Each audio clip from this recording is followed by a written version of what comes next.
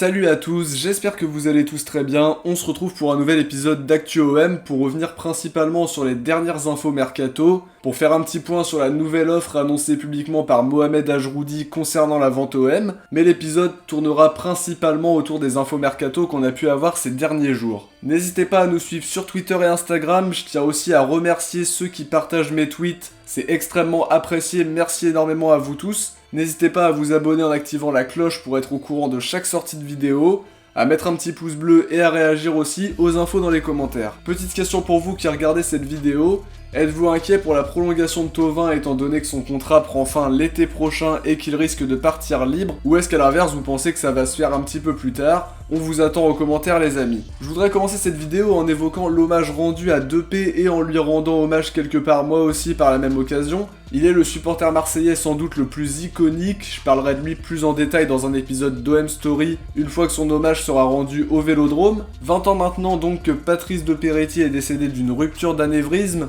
lui qui avait l'OM dans la peau. Mardi les supporters de l'OM lui ont rendu un hommage sur la plage du Prophète, même si bien sûr on attend un hommage digne de ce nom pour un supporter qui consacrait sa vie à l'OM. Autre information avec le retour de Georges Prost au poste de scout du centre de formation.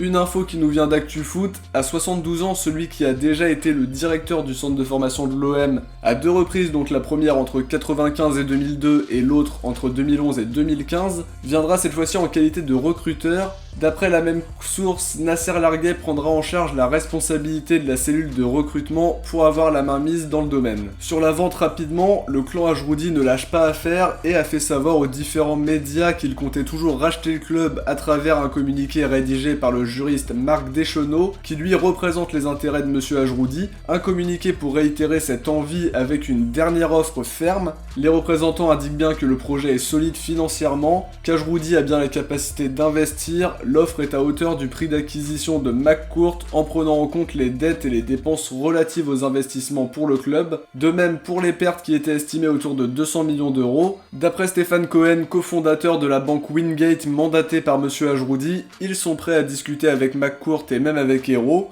Des contacts ont été initiés avec Olivier de Villemorin, conseiller de McCourt, qui a répondu directement que le club n'était pas à vendre. Cohen évoque même la possibilité pour le projet d'Ajroudi d'être en quelque sorte intégré à celui de McCourt dans le cas d'une levée de fonds et d'un partenariat capitalistique.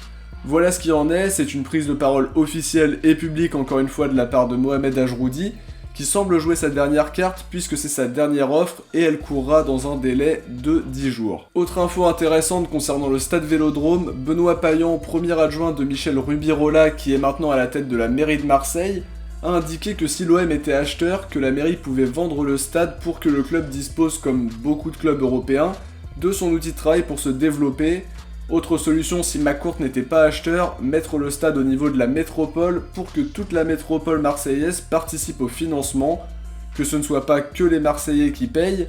Une info importante puisqu'on parle de vente du club de plus en plus et ça pourrait encourager éventuellement de nouveaux acquéreurs ou permettre de faciliter le projet McCourt qui lui est déjà en place. En ce qui concerne le mercato, pour la prolongation de Thauvin d'abord, Emmanuel Baranguet qui travaille pour l'agence France Presse a indiqué dans le talk du Phocéen que l'OM aurait tenté déjà de prolonger Thauvin.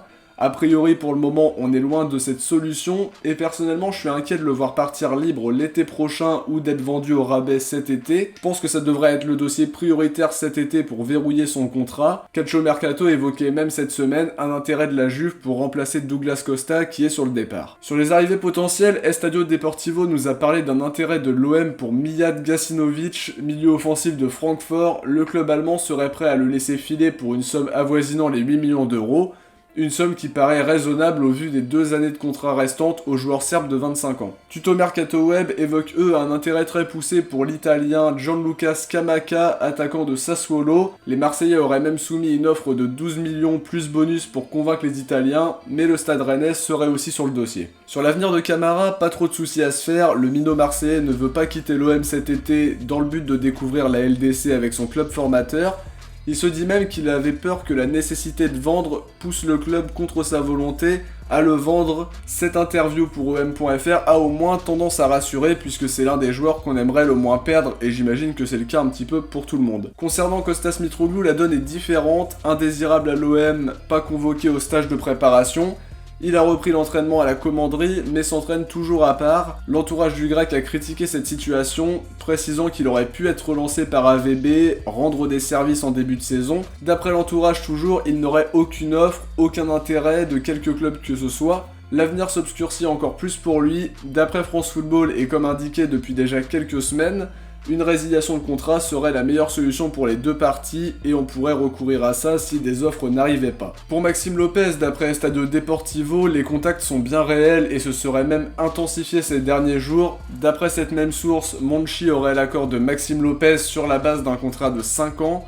Il manque de toute manière un accord entre Séville et l'OM, puisque les Andalous proposeraient 8 millions d'euros, alors que l'OM en demanderait 12 millions. C'est déjà la fin de cette vidéo, j'espère en tout cas qu'elle vous aura plu. Si c'est le cas, dites-le nous en commentaire. N'oubliez pas le petit pouce bleu, c'est super important pour le développement de la chaîne. Merci à tous d'avoir regardé cette vidéo, on se retrouve très vite pour une prochaine vidéo, et notamment demain où on fera le débrief de Bayern OM sur la chaîne comme d'habitude. Ciao, portez-vous bien.